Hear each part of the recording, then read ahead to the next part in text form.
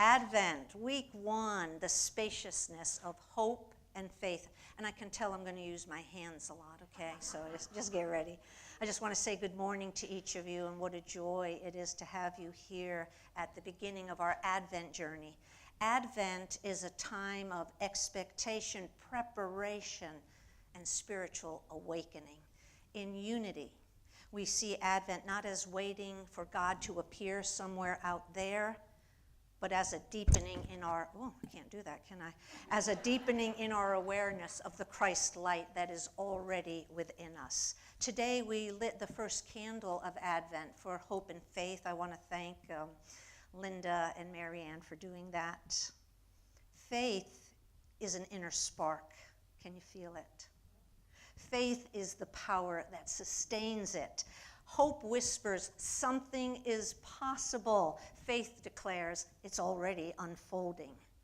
So we're going to continue with our theme of the spaciousness of hope and faith. And we're going to weave this message with the beautiful song, I Will Surrender, which Brittany did such a beautiful job. Karen Drucker would be jealous, okay, the person that wrote it. The song's gentle call, I will surrender to my greatest, highest good, invites us to become wide open, to open an inner space within us where hope can breathe and faith can stand strong. You know, Advent often gets interpreted as a countdown or a frenzy of preparation for the holiday, doesn't it? But spiritually, and that's what we're focusing on today, spiritually, Advent is an invitation into sacred space. So let's go there together, because Advent says make room. Make room for spirit, make room for guidance, make room for new possibilities. Myrtle Fillmore, which we're going to pull up a slide in a moment, she used to answer letters all the time to people that had sent them into silent unity. And she wrote them by hand and sent them off in snail mail. So let's review one of them that she sent to someone. If we could pull that up, please. It says, Dear one, you are becoming consciously established in the poise of the Christ mind. How does that feel? Where you are constantly open and receptive to new ideas, new inspiration, new vitality. Spirit always comes forth to meet the needs, whatever they may be. And I have a feeling, maybe, just maybe, some of you might be sitting here going, yeah, right, Ann. I'm not feeling it. I'm not feeling it. Because we have things going on in our lives.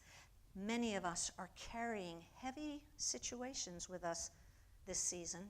I want to talk a little bit about that. Some of us might be sitting here, right here in this sanctuary, waiting for a physical healing that has yet to occur. Some of us are experiencing ongoing chronic illness or pain with no sense of relief.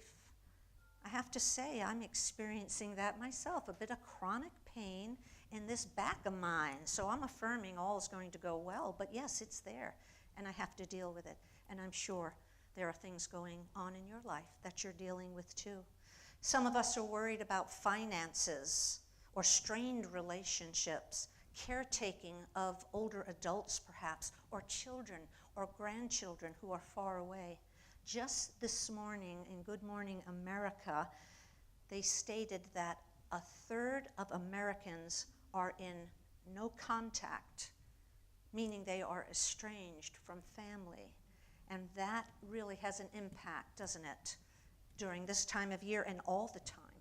Do you realize that there may be someone sitting in this sanctuary surrounded by people and yet feel profoundly alone? Some are carrying grief, and it really becomes prevalent during this time of year, doesn't it? For some, it's the first holiday season that you yourself may experiencing the loss of a loved one, someone who's far away or just not here physically any longer.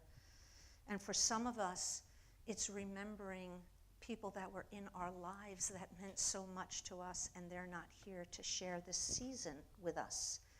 Many of us have waves of emotions and feelings, and as we move through these traditions and gatherings, without the people who once made these moments so special, we can feel a sense of pain. So as I said, many of us carry situations that quietly and behind the scenes erode our sense of hope, faith, and expectancy. But we're not going to dwell there. Okay? In Unity teachings, we don't deny these experiences or pretend they don't hurt. We honor them. And I encourage you to honor them. We honor the very feelings that come with it. But we don't allow them to have the final word. Okay? We show them who's boss. Okay? Just to remind you that we meet our struggles with compassion, with gentleness, and honesty, while remembering a deeper truth. The divine presence within you. Why don't you put your hand right over there over your heart? The divine presence within you is the source of your hope and faith. There is a wisdom that is greater than our current circumstance, whatever it is that you're experiencing. And it's guiding us forward step by step with renewed clarity and purpose. Myrtle Fillmore said it well, how important it is to being open and receptive to new ideas, new ways of being, new inspirations, and new vitality. And it is in that place, the place of honest waiting and inner listening, that Advent reveals its deepest truth. The holy meets us not after everything is resolved, but right in the middle of what is going on, right in the middle of what is unfinished. And my friends, you are not alone. You are not alone. It is this inner presence that remains steady when everything else around you shifts. It reminds you that your strength is not borrowed, again, from the world out there. Don't go pointing out there. But it's from your own sacred center. And that's what we're tapping into every day in every way. This kind of inner openness, the willingness to pause and make room, that is the true spaciousness of Advent.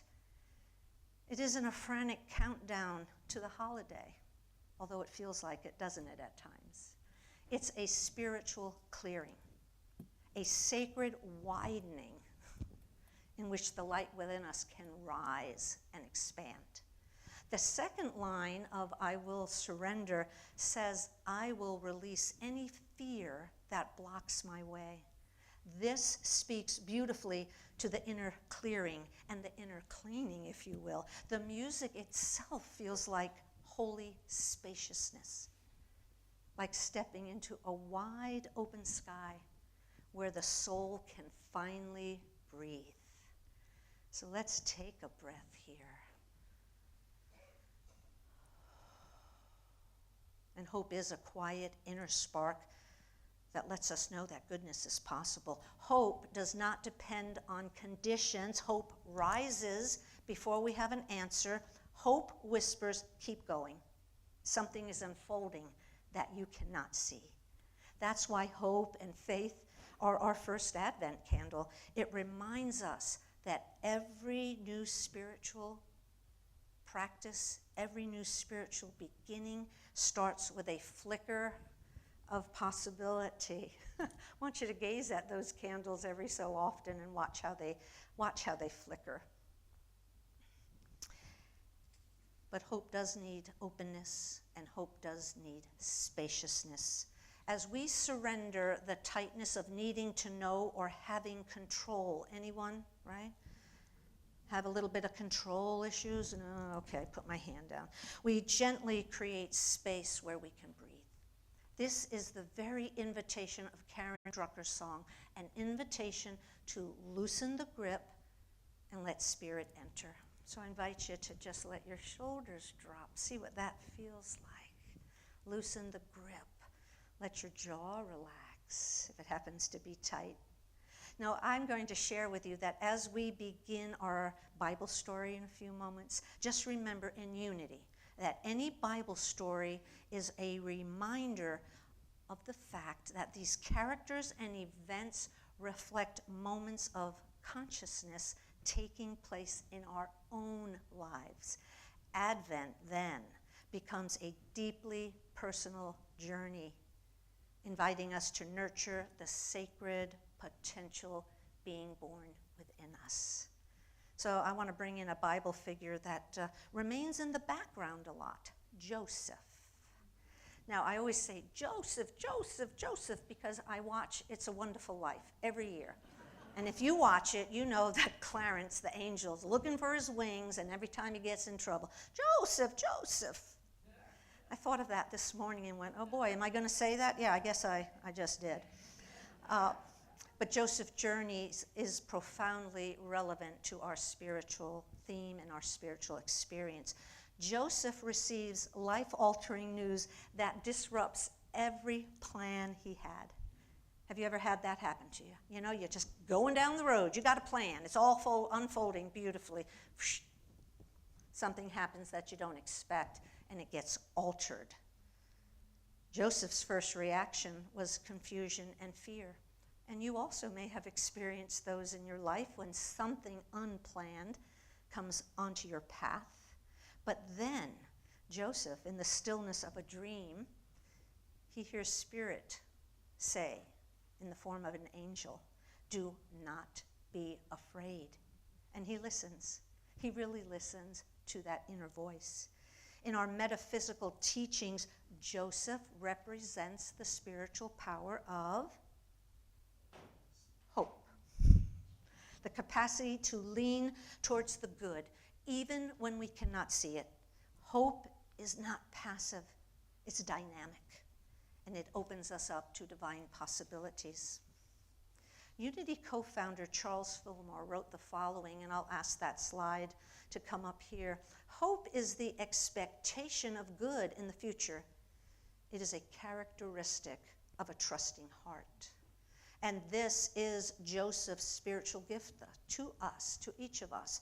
The ability to hold a space for spirit and what spirit is bringing forth even before it becomes visible.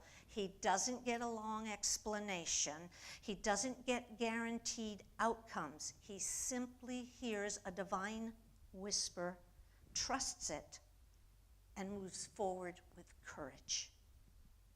The great New Thought writer Henry Nouwen reminds us that it is a beautiful task of Advent to awaken in all of us memories of goodness and thus to open doors of hope.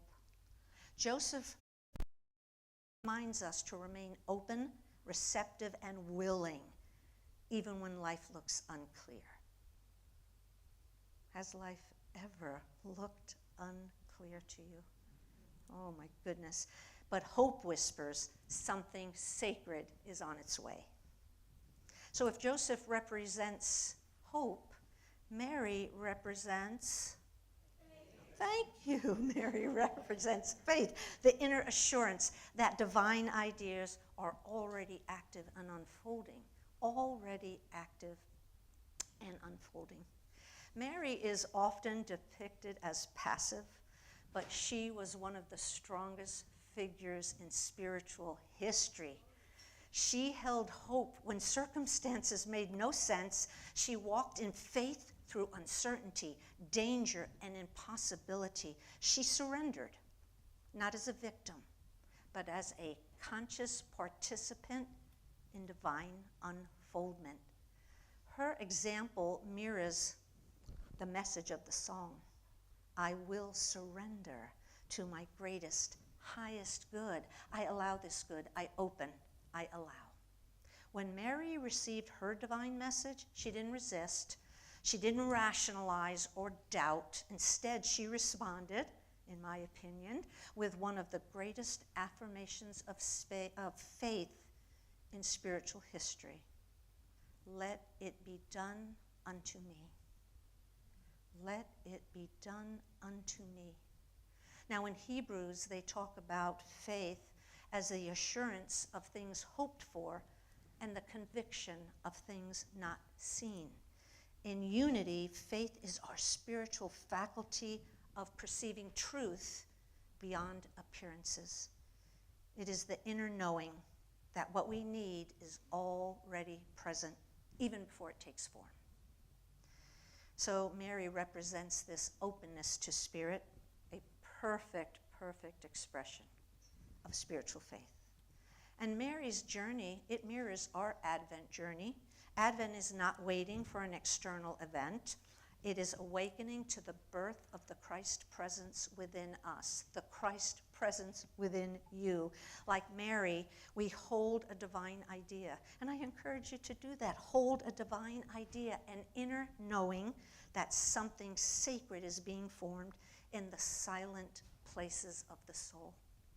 We may not see it with our physical eyes, but faith assures us that the invisible is already real in spirit.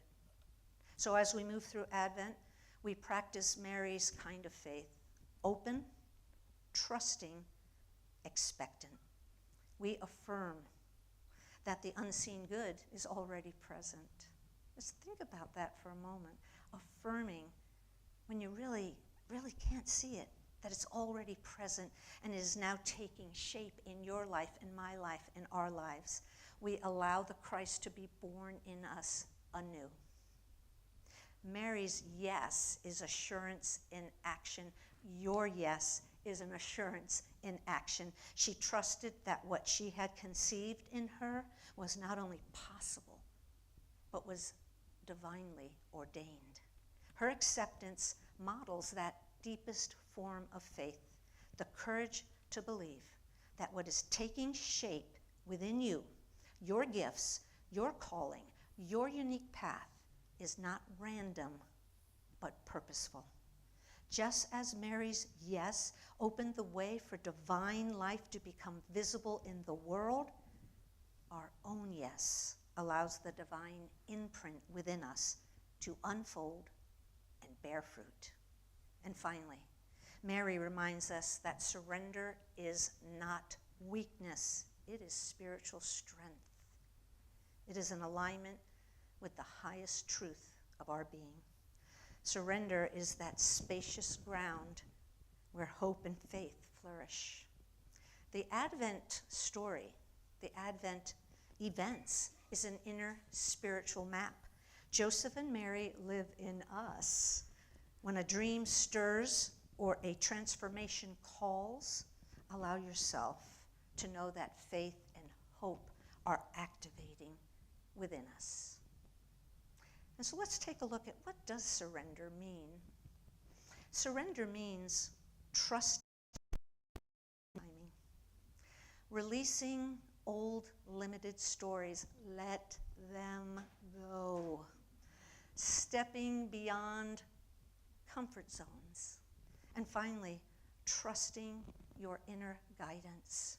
You have it, it's there, you don't have to search for it, allow it. Just allow it.